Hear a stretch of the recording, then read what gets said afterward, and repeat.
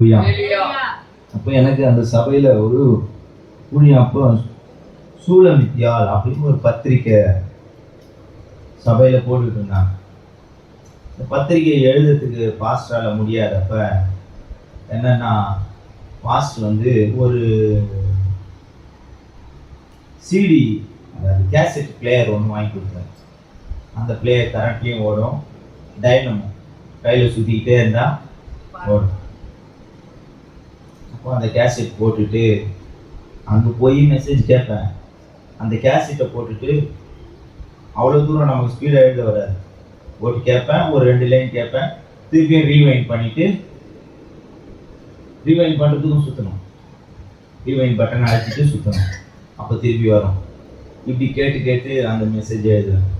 அப்போ இந்த பெத்பகே அப்படின்ற வார்த்தை ஒரு 20 வருஷத்துக்கு முன்னாலே அத்தனை முறை கேட்ட ஞாபகம். நேற்று நைட்டு உட்காந்து நான் யோசிக்கிறேன், பெத்பகே எத்தனை முறை பாஸ்டர் பேசினேன். அப்போ அந்த பாஸ்டர் பேசின அந்த வார்த்தை எனக்கு திரும்பவும் ஞாபகம் வந்துச்சு. அப்போ அந்த செய்தியோட ஆரம்பத்தில் பெத்பகே அப்படின்ற வார்த்தை முழு பைபிள்லையும் வேற எங்கேயும் இருக்காது, இந்த சந்தர்ப்பத்தில் மட்டும்தான் அந்த வார்த்தை இருக்கும் அப்படின்னு சொல்லி பாஸ்டர் சொன்னார். அப்புறம் அந்த வார்த்தை ஞாபகம் வந்தது. நான் கொஞ்சம் யோசிக்க ஆரம்பித்தேன், அந்த பெத்பகே அப்படின்னா என்ன அப்படின்னு, எங்கே இருந்துச்சு, பெத்தானியாவுக்கு பக்கத்தில் எதிரில் அந்த ஊர் பக்கத்தில் என்னென்ன ஊர் இருந்தது, அதெல்லாம் நைட்டு படிக்க ஆரம்பித்தேன். நேற்று நைட்டு ஸ்தோத்திரம் படிக்க ஆரம்பித்த உடனே இந்த பெத்பகே அப்படின்னா என்ன அர்த்தம்? பெத்பகே அப்படின்னா என்ன அர்த்தம்? நிறைவு பெறாத.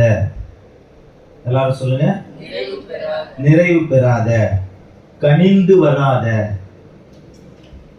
தானாய் கனியாத ஒரு அத்திப்பழத்தின் வீடு.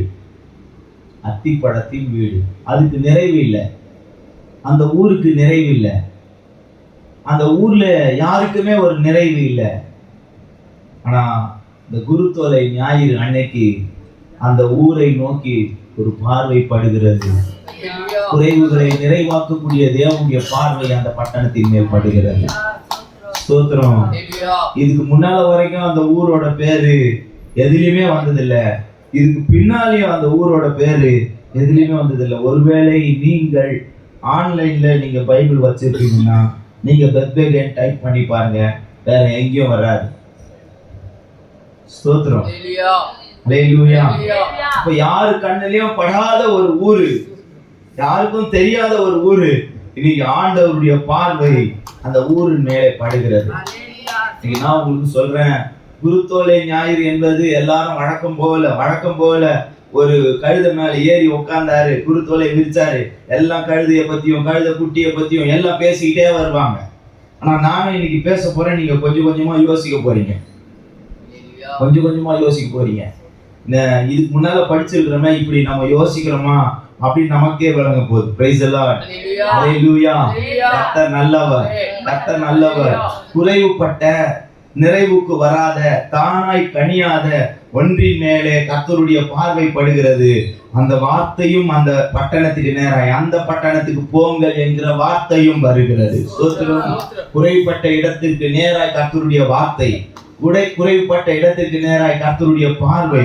ஒட்டுமொத்தமா ஒண்ணு பார்வைப்பட்டாலே முடிஞ்சிச்சு கதை, இல்லைன்னா வார்த்தை வந்தாலே முடிஞ்சிச்சு கதை.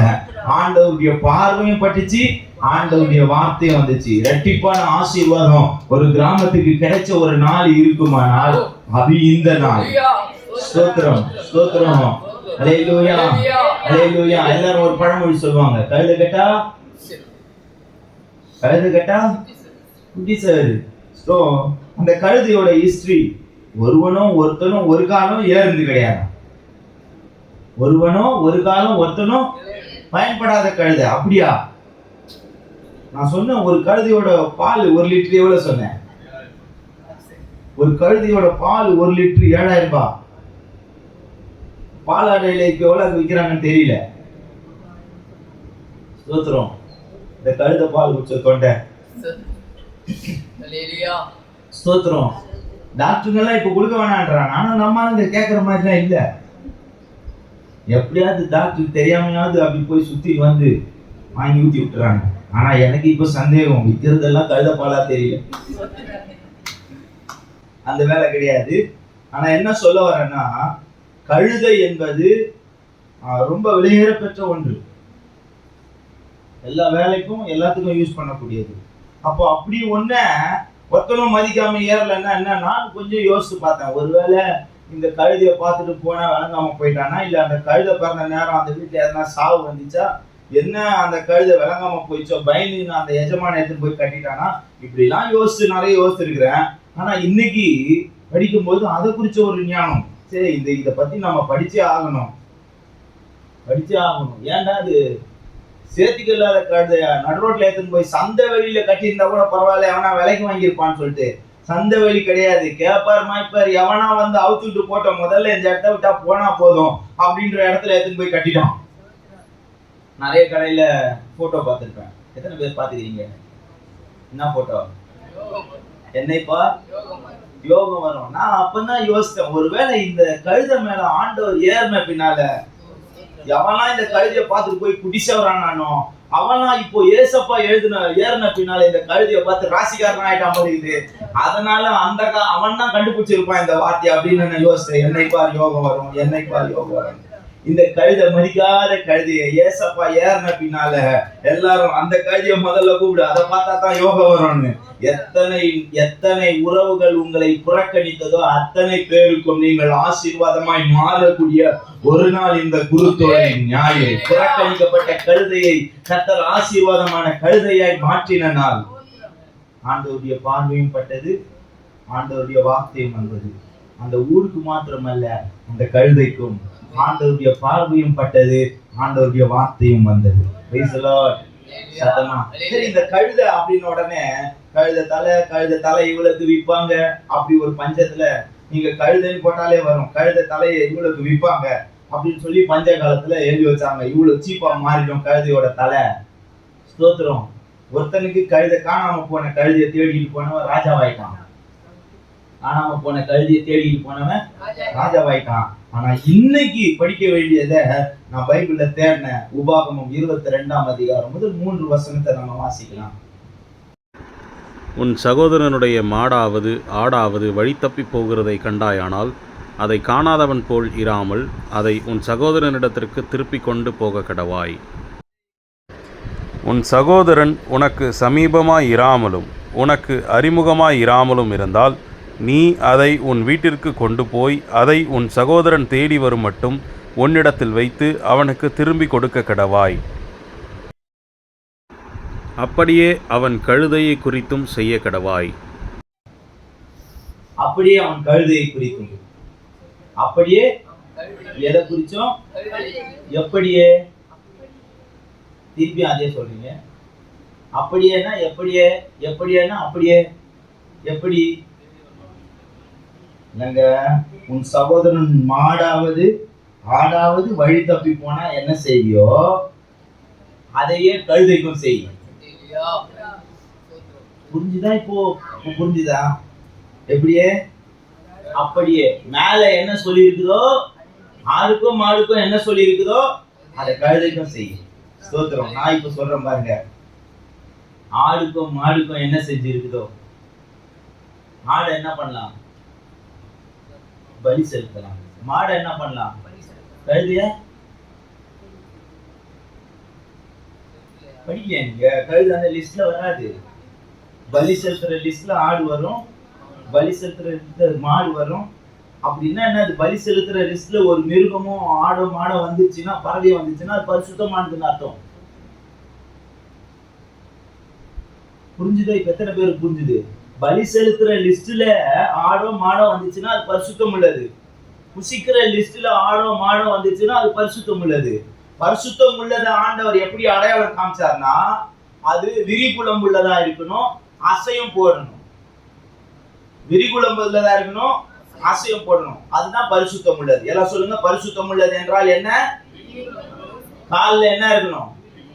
விரிகுளம்பு. அந்த காலு கீழே ஒரு கட்டை இருக்கும் பாருங்க, அதுல 2 இருக்கணும். இப்படி நடுவுல கோடு போட்ட மாதிரி பிரிஞ்சு இருக்கணும். விரிகுளம் உள்ளதா இருக்கணும், அசை போடுறதா இருக்கணும். அசை போடுறதுன்னா என்னது? கிடைச்ச உடனே எல்லாத்தையும் சாப்பிட்டுரும். எல்லாத்தையும் உள்ள போயிட்டுரும். எதெல்லாம் கிடைக்குதோ சாப்பிட்டு உள்ள போட்டு பாருங்க, கண்ணெடுத்துல போய் படுக்காது. நம்ம ஒரு கிரவுண்ட் இடம் வாங்கிட்டு எந்த இடத்துல கிணறு வெட்டணும் அப்படின்னு நமக்கு தோணுனா ஒரு 2 மாடை வாங்கி அந்த கிரவுண்டுக்குள்ள விட்டுணும், செவத்தெல்லாம் அடைச்சிட்டு. அது சுத்திட்டு ஒரு இடத்துல ஒரு 3 நாள் 4 நாள் ஆண்டும் ஒரே இடத்துல படுக்க பழகிடும். அந்த இடம் சில்லுன்னு இருக்குதுன்னு தெரிஞ்சு அந்த இடத்துல கிணறு வெட்டினா போதும். இதுக்கு வாட்டர், அந்த தண்ணி ஓட்டத்தை கண்டுபிடிக்கிறவனுக்கு காசு கொடுக்க தேவையில்லை. அஞ்சறிவு எவ்வளவு விசேஷமானது பாருங்க. அவ்வளவு ஞானத்தை கர்த்தர் வச்சிருக்கிறாரு. இன்னைக்கு விஞ்ஞான உலகத்துல கம்ப்யூட்டர்ல தேடினா கூட தண்ணி எங்க இருக்குதுன்னு கண்டுபிடிக்க முடியாது. ஆனால் 5 அறிவு உள்ள மிருகத்துக்கு தண்ணி எங்க இருக்குதுன்னு கண்டுபிடிக்க முடியும். அது அந்த ஈரமா இருக்கிற இடத்துல போய் படுத்துக்கிட்டு, எந்த ஈரமா இருக்கிற இடத்துல, கீழே நீரோட்டம் இருக்கிற இடத்தில் படுத்து, எல்லாம் சொல்லுங்க, நீரோட்டம் இருக்கிற இடத்தில் படுத்து தான் ஏற்கனவே சாப்பிட்டத. மாடு அசைப்போடணும் மொட்டையா பேசிடுவாங்க. மாடு அப்படி அசைப்படாது.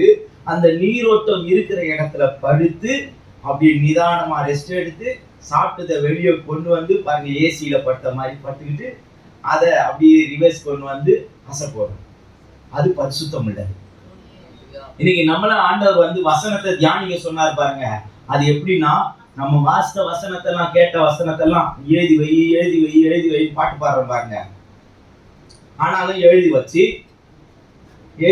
நமக்கு நேரம் கிடைக்கும் போது அப்படி கிடையாது. பரிசுத்த ஆவியானவருடைய நீரோட்டத்துல போய் தங்கி நம்ம எழுதி வச்சதை திருப்பம் எடுத்து நம்ம சாப்பிட்டா பாருங்க, அப்படியே சாப்பிட்டா பேதி ஆயிடும். அது திரும்பவும் ரிவர்ஸ் கொண்டு வந்து அசை போட்டு அப்புறம் கொஞ்சம் கொஞ்சமா ஜீரணம் பண்ணும். அதுதான் அதுக்கு பலனாகும், பாலை கொடுக்கும், பலனை தரும், சுகத்தை தரும், ஆரோக்கியத்தை தரும். கிறிஸ்தவ வாழ்க்கையின் ஆரோக்கியம் செய்தி கேட்பதில் அல்ல, செய்தியை தியானிப்பதில்லை. அதுவும் மொட்டை கட்டியா நேரம் கிடைக்கிற நேரத்துல சும்மா டைரி போட்டி பார்த்து தியானிச்சா அது கிடையாது. பரிசுத்த ஆவியானவருடைய நீரோட்டத்தோடு சார்ந்து அந்த வார்த்தையை தியானிக்கும் போது அது நமக்கு அக்னியாகவும் பலனாகவும் வல்லமையுள்ளதாகவும் மாறுகிறது. ஸ்தோத்திரம். இப்போ எது பரிசுத்தம் உள்ளது? விரிகுலம் உள்ளதும் அசை போடுகிறதும். அப்போ விரிகுலம் என்றால் பிரித்தெடுக்கப்பட்ட ஜீவியம். நம்ம பரிசுத்தம் எதுல இருக்குதுன்னா, இது அசுத்தம்னு சொல்லிட்டு விட்டுட்டு தூரம் வர பாருங்க, அதுல நம்ம பரிசுத்தம் இருக்குது. இது அசுத்தம் அப்படின்னு அதை விட்டுட்டு தூரம் வர பாருங்க, நம்ம பரிசுத்தம்னா பாவத்தை போக கூடாது அதெல்லாம் இல்ல. இது அசுத்தம்னு சொல்லி மனசுல உண்டானதா அதை விட்டுட்டு தூரம் வர பாருங்க, அதுவே பரிசுத்தம் தான். சத்தமா அல்லேலூயா. அப்ப பரிசுத்தம் உள்ளதுல லிஸ்ட்ல யார வந்துட்டா? ஆடு வந்துருச்சு, மாடு வந்துருச்சு, ஏன் ஒரு காட்டுப்புறா கூட வந்துருச்சு. ஏன் ஓன்னு சிங்கம் சத்தம் போட்டா செத்து போய் விழுற அடைக்கலான் குருவி கூட அந்த பரிசுத்தம் உள்ளது லிஸ்ட்ல வந்துருச்சு. 1 லிட்டர் பால் 7000 ரூபாய்க்கு விற்கிற கழுத அந்த பரிசுத்தம் உள்ள லிஸ்ட்ல வரல. இப்போ ஆண்டவர் சொன்னாரு, இப்பதான் எனக்கு சந்தோஷமா இருக்குது. இந்த ஆட்டுக்கும் மாட்டுக்கும் எவ்வளவு முக்கியத்துவம் கொடுத்து காணாம போன சகோதரன் கிட்ட ஒப்பு கொடுக்குறியோ, அதே போல காணாம போயிச்சு கழுதன்னா கூட அதுக்கும் அதே மரியாதைய குடுறா அப்படின்னு சொன்னாரு. ஸ்தோத்திரம். இப்போ ஏன் கழுதிய கொடுத்துட்டு சொன்னதுக்கு நீங்க உணர்ச்சி வசப்படுறீங்க பாஸ்டர்? நான் ஆடு லிஸ்ட்லயும் வராதவன், மாடு லிஸ்ட்லயும் வராதவன், பரிசுத்த லிஸ்ட்ல வராதவன், கேவலமான பிறவியில பிறந்தவன், பாவத்திலையும் பாவத்தின் உருவத்திலையும் உருவானவன். என் தாய் என்னை பாவத்தில் கற்பம் தரித்தாள். நான் ஆடு மாடு லிஸ்ட்ல வரல, நான் அசுத்தமான கழுத லிஸ்ட்ல வந்தவன். ஆனா என் மேலையும் கர்த்தர் அக்கறை உள்ளவராய் மாறினாரே, அதை நினைத்து சந்தோஷப்படுகிறேன். ஆடு மாடை தேடாத ஆண்டவர் கழுதையாகிய என்னை தேடினார். ஸ்தோத்திரம், ஸ்தோத்திரம், ஸ்தோத்திரம். அல்லேலூயா. அதை விட விசேஷம் என்ன தெரியுங்களா? இப்போ நான் சொல்றேன், நல்லா கவனிங்க. ஒரு முழு குடும்பம், அந்த முழு குடும்பத்துக்கு ஒரு படம் வரைஞ்சா நீங்க எதை முழு குடும்பம்னு சொல்லுவீங்க? சொல்லுங்க பார்க்கலாம். இன்னும் 10 நிமிஷம். முழு குடும்பம் சொல்லுங்க. ஒரு முழு குடும்பம்னா அது ஒண்ணு தனித்தனியா சொல்லுங்க. அம்மா, அப்பா, பிள்ளைங்க 1 2. சரியா? இப்போ இந்த 3 பகுதியை வச்சுங்க நீங்க. மத்தேயு, மார்க்கு, லூக்கால. ஒரு இடத்துல என்ன போட்டுருக்குது? கழுத குட்டின்னு போட்டுருக்குது. இன்னொரு இடத்துல கழுதன்னு போட்டுருக்குது. இன்னொரு இடத்துல ஏன் 2த்தையும் விட்டுருவாங்க? கழுத, கழுதியோட குட்டி 2மே போட்டுருக்குது. கரெக்டா? கழுதை குட்டி, கழுதையும் கழுதை குட்டியும். ஒரு இடத்துல கழுதை, இன்னொரு இடத்துல குட்டி, இன்னொரு இடத்துல கழுதையும் கழுதை குட்டியும். அப்பா எங்க போச்சு?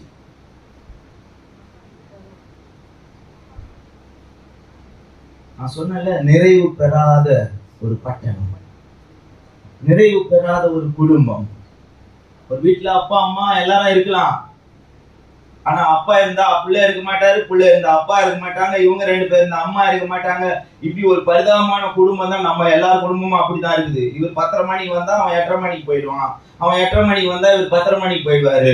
முழு குடும்பமா ஒன்னா உட்காந்து ஒரே மாதிரி சாப்பிட்டு, ஒரே நேரத்துல சாப்பிட்டு, ஒரே நேரத்துல படுத்து ரொம்ப வருஷம் ஆச்சு பாஸ்டர். ஆனா இன்னைக்கு கர்த்தருடைய வார்த்தை வருது, ஒரு முழு குடும்பத்தையும் ஆசீர்வதிக்கிற, அந்த முழு குடும்பமா இல்லாத ஒரு ஊர்ல கட்டப்பட்டிருக்கிறத கட்ட அவிழ்த்து அதுக்கு ஒரு அந்தஸ்தை கொடுத்த ஆண்டவர் இன்றைக்கு ஒரு குடும்பமாய் உங்களை மாற்றி வடிவமைக்கும்படியாய் கர்த்தருடைய வார்த்தை உங்களிடத்துல பூரண ஆசீர்வாதத்தோடு கடந்து வருகிறது.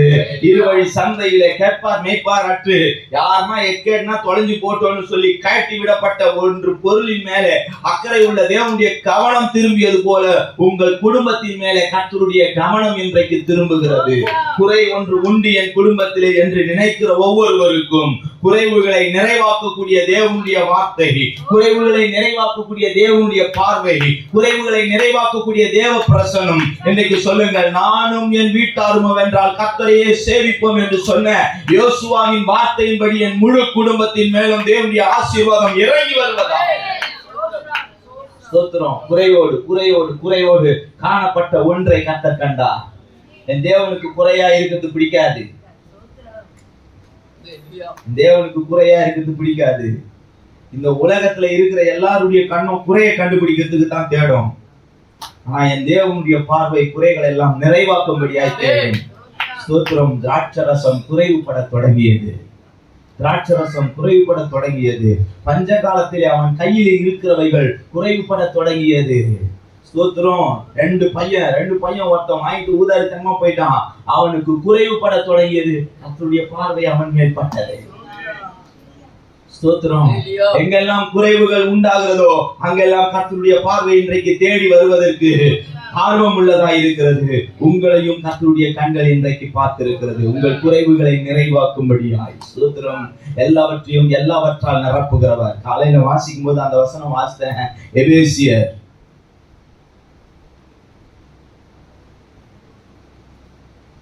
ஸ்தோத்திரம். ஆமென்.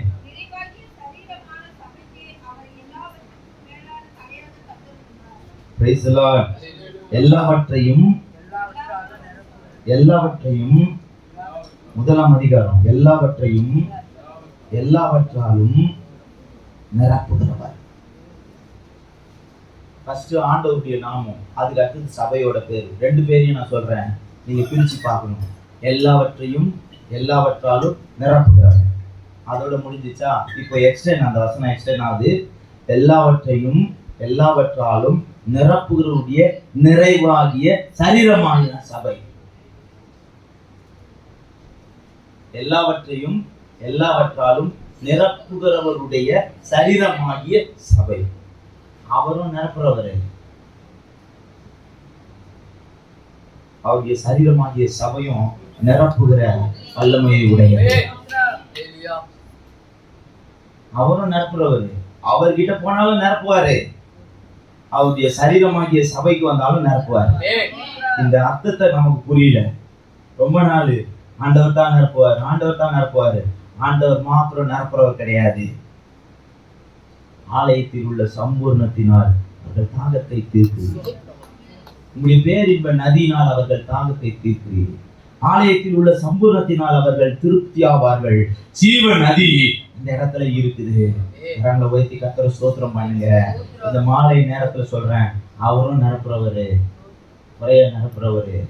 அவருடைய சரீரமாகிய சபையும் குறையை நிரப்பக்கூடியது.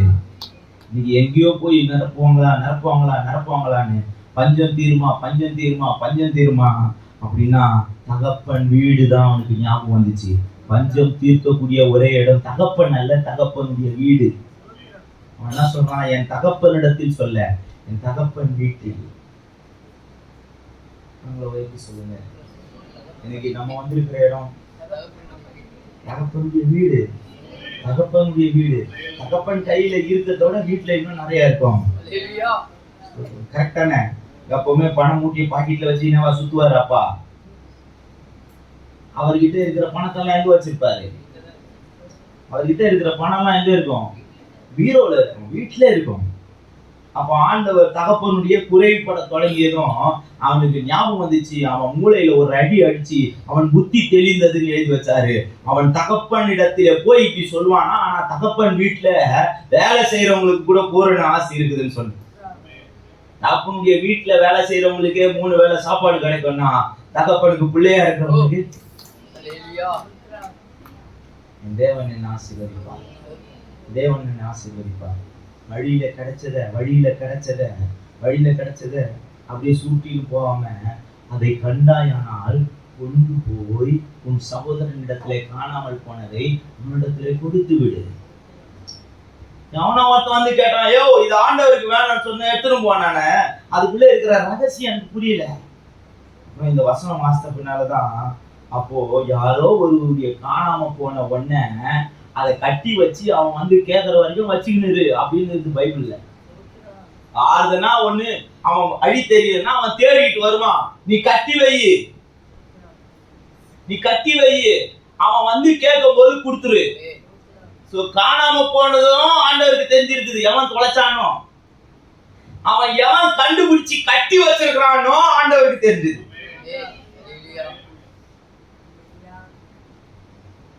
Where is the history start? எங்க சரித்திரம் தொடங்குது ஆண்டவருக்கு தெரியும். Where is the end? அதுவும் எங்க முடியுதுன்னு ஆண்டவருக்கு தெரியும். He knows everything. தொலைச்சவனையும் ஆண்டவருக்கு தெரியும், கண்டுபிடிச்சவனையும் ஆண்டவருக்கு தெரியும். எதை கொண்டு போய் எங்க சேர்க்கணும்ன்றதும் ஆண்டவருக்கு தெரியும். எந்த வார்த்தை சொன்னா அதை கட்ட அவிழ்க்க முடியும்ன்றதும் தெரியும். ஸ்தோத்திரம். என் தேவன் நியாய பிரமாணத்தின் உச்சம், என் தேவன் நியாய பிரமாணத்தின் முடிவு, என் தேவன் நியாய பிரமாணத்தை முற்று முடிய நிறைவேற்ற வல்லவர். நானும் எத்தனை வருஷமா கேட்டுக்கிறேன், அப்பா என்னதுல இருந்து கேட்டுக்கிறோங்க இந்த குருத்தோல யாருன்னா இந்த உபாகமத்தோட இது வரைக்கும் லிங்க் பண்ணி பேசிட்டாங்களா? எனக்கு ஆண்டவர் நேற்று நைட்டு இதை சொன்னப்ப எனக்கு ரொம்ப சந்தோஷம். வேதத்தின் மகத்துவங்களை பார்த்து அதை ரகசியத்தை கண்டுபிடிக்கும் போது ரொம்ப சந்தோஷம். ஏன் கட்டி வைக்கணும்? காணாம போனதை வந்து தொலைச்சவன் கேட்கிற வரைக்கும் அவன் விலாசம் தெரியலனா அது வரைக்கும் இதை கட்டி வைக்கணும். ஒருவனும் ஒரு காலம் ஏறினானா ஏறலையா அவனுக்கு தெரியாது. ஏதோ ஒண்ணு வழி தெரியாம வந்துருச்சு, நான் கட்டி வச்சிருக்கணும். அதுவும் இரு வழியில, அந்த வழியில தான் காணாம போன கழுதியை தேடுவாங்க. இப்ப வந்து அவர் கேட்டவன கொடுத்துட்டானா என்ன அர்த்தம்னா, கேட்கிறவன் ஆண்டவன் அப்படின்னா லார்டுன்னு தான் சொல்லுவாங்க. எஜமானை வந்து அப்பெல்லாம் லார்டுன்னு தான் சொல்லுவாங்க. இது ஆண்டவருக்கு தேவை. காணாம போனவன் கண்டுபிடிச்சு வந்து கேட்கறான்னு சொல்லிட்டு கேட்டவனும் கொடுத்து அமைச்சிட்டான். கரங்களை தட்டி கர்த்தரை ஸ்தோத்திரம் பண்ணுங்க. நாம் கேட்காததினாலே அநேக கழுதைகள் இன்றைக்கு வரைக்கும் கட்டவிழ்க்கப்படாமலேயே இருக்கிறது. சுவிசேஷம் அறிவிக்கப்படாமலே இருக்கிறது. நீங்களும் நானும் கழுதைகளை கட்டவிழ்க்கும்படியாய் கர்த்தருடைய சமூகத்திலே கேட்போமானால் அநேக கழுதைகளை கட்டவிழ்க்கக்கூடிய வல்லமையை கர்த்தர் நமக்கு தந்து அனுப்புவார். ஸ்தோத்திரம். இந்த கழுதையும் ஆண்டவர் பயன்படுத்தினார் என்றால் எல்லா கழுதையும் கர்த்தர் கட்டவிழ்ப்பார். ஸ்தோத்திரம். நீங்க முழங்கால் படிட்டு ஆண்டவருடைய சமூகத்துல சொல்லுவாங்க, ஆண்டவரே நீர் எவ்வளவு பெரிய மகத்துவமானவராக.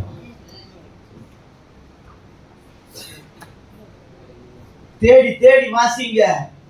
சொன்ன தேடி வாசிங்க. நைட்டு சொன்ன இந்த வசனம் எனக்கு எங்க கண்டுபிடிக்கிறதுன்னு தெரியல. நைட்டு படுத்துட்டு இருக்கும்போது எங்க பிள்ளைங்க நாங்க குசு குசுன்னு பேசுறோன்றத கூட காது கொடுத்து கேட்பாங்க. எல்லாம் ஒரே ரூம்ல படுப்போம். ஆனா இதை பேசினா அவங்க கேட்டாங்களா என்னன்னு தெரியல. அம்மா ஒரு குட்டி, ஒரு பறவை கூண்டோட கீழே வந்துச்சுன்னா கண்டுபிடிச்சா அப்படின்னு ஒரு அதிகாரத்துல வருமே, அது எங்க? அந்த அதிகாரத்துல தான் இது இருக்கும். நைட்ல நான் போனை பார்க்க கூடாதுன்னு சட்டம் போட்டு வச்சிருக்காங்க. நைட்ல வந்து நான் கண் தரக்கூடாது, லைட் போடக்கூடாது. ஏன்னா ஒரு நாள் நைட்டு 11:30 12 இருக்கும், பிளஸி படிச்சுக்கிட்டே இருக்கும்போது லைட் போட்டு படிச்சுட்டு இருந்து லைட் ஆஃப் பண்ணிச்சு. லைட் ஆஃப் பண்ணிட்டு கொஞ்ச நேரம் பொறுத்து கண்ணை திறந்து பார்த்தா எனக்கு கண்ணு தெரியல. அந்த வெளிச்சத்தை பார்த்ததுனால ஒரு 5 நிமிஷம் கண்ணு தெரியல. அதனால நைட்ல லைட் போடக்கூடாது. டேடிக்கு திடீர்னு கண் தெரியா போயிடும், அந்த பயம் அவங்களுக்கு. அதனால ரகசியம் நான் போனை எடுத்தும் பார்க்க முடியல, பைபிளை திறந்தும் பார்க்க முடியல. கேட்கிறேன், அம்மா உனக்கு ஞாபகம் வருதா? அந்த அதிகாரத்துல தான் இது வரும், அந்த அதிகாரத்துல தான் இது வரும். கர்த்தருடைய ஆவியானவர் எனக்கு எப்படி சொல்லி கொடுத்தாரு பாருங்க. அந்த அதிகாரத்துல இது இருக்குதுப்பா, இந்த கழுதையை பத்தின ரகசியம் ஒரே ஒரு வார்த்தையில இருக்குது. கழுதைக்கும் அப்படியே செய்யு, ஆடு மாடிக்கு என்ன செஞ்சியோ அதே அப்படியே கழுதைக்கு செய்யு, நான் எழுதி வச்சிருக்கிறேன், நீ படி நீ படி நீ படி. காலையில எந்திரிச்சதும் முதல் வேலையா லைட் போட்டுட்டு இதான் செஞ்சேன். ஸ்தோத்திரம். கர்த்தர் நல்லவர். எனக்கு இத கண்டுபிடிச்சு வாசித்த உடனே அங்க கனெக்ஷன் ஆச்சு பாருங்க. தேடி வாசிங்க தேடி வாசிங்க தேடி வாசிங்க. அதை கண்டுபிடிச்சது ஒரு பெரிய புதையிலேயே கண்டுபிடிச்ச மாதிரி எனக்கு இருந்தது. பெரிய புதையில ஒரு பெரிய ரகசியம், ஒரு பெரிய ஆசீர்வாதம். ஸ்தோத்திரம். எனக்கு இப்ப கூட வருத்தம் தான். ஆனா அவங்க கிட்ட சொல்லல, இவ்வளவு துணையா துணைச்சு நைட்ல தூங்க விடாம அவ்வளவு டயர்டா தூங்கிட்டு இருந்து பட்டெல்லாம் அடிச்சவங்களை எழுப்பி கேட்டேன். நான் அவங்களுக்கு கூட இதை கேட்கக்கூடிய பாக்கியம் கிடைக்கல, உங்களுக்கு கிடைச்சிருக்குது. கர்த்தர் நல்லவர், கர்த்தர் நல்லவர். இன்னைக்கு ஆண்டவரே உங்க வார்த்தை ஒரு கழுதை குட்டியும் கழுதையும் கட்டவிழ்க்க போதுமானதா இருக்குன்னா இந்த வார்த்தையை எங்களுக்கு தாங்க. நானும் அநேக கழுதைகள் இந்த உலகத்துல காணாம போய் கட்டப்பட்டிருக்குது. சொந்த வீட்டுல இருந்து காணாம போயிடுச்சு ஐயா, உரிமையான இடத்துல இருந்து காணாம போயிடுச்சு ஐயா. ஸ்தோத்திரம். எவனுடைய சொத்தோ அந்த சொத்து பறிப்போச்சு ஐயா, காணாம போனது காணாம போனது. காணாம போன கழுதையை தேடின ஒரு சவுலை நீ ராஜாவாய் மாற்றியது உண்மையான ஆள். இப்படி காணாமல் போன கழுதைகளை தேட புறப்பட்டிருக்கிற எங்கள் ஒவ்வொருவரையும் கர்த்தர் நீ உயர்த்துவது நிச்சயம் ஆண்டவரே, நிச்சயம் ஐயா, நிச்சயம் ஐயா. இந்த மாலையில வந்து தேவனுடைய வார்த்தையை கேட்கிற ஒவ்வொருத்தருக்கும் காணாமல் போன கழுதையை கண்டுபிடிக்க எங்களுக்கும் கிருபை தாரும், கட்டப்பட்ட கழுதைகளை அவிழ்க்க எங்களுக்கும் கிருபை தாரும். மேன்மை கிடைக்கும் என்பதனாலே தேடக்கூடாது, மேன்மை கிடைக்கும் என்பதனாலே கட்டவிழ்க்க கூடாது. நாங்கள் கட்ட அவிழ்த்ததினாலே எங்களுக்கு மேன்மை கிடைக்க வேண்டும், நாங்கள் தேடுகிறதினாலே எங்களுக்கு மேன்மை கிடைக்க வேண்டும், எங்கள் இருதயத்தின் உண்மையின் நிமித்தம் எங்களுக்கு மேன்மை கிடைக்க வேண்டும். மேன்மை கிடைக்க வேண்டும் என்பதை மனதில் வைத்து நாங்கள் தேடக்கூடாது, எங்களுக்கு உயர்வு வரும் என்பதை மனதில் வைத்து நாங்கள் கட்ட அவிழ்க்க கூடாது. நாங்கள் கட்ட அவிழ்த்ததினாலே எங்களுக்கு மேன்மை வர வேண்டும், நாங்கள் தேடுவதினாலே எங்களுக்கு மேன்மை வர வேண்டும். உண்மை மனதோடு யாரெல்லாம் அங்கலாய்ப்போடு தேடுகிறார்களோ அவர்களை எல்லாம் நீ கண்ணோக்கி பாருங்கப்பா, பாருங்கப்பா, பாருங்கப்பா.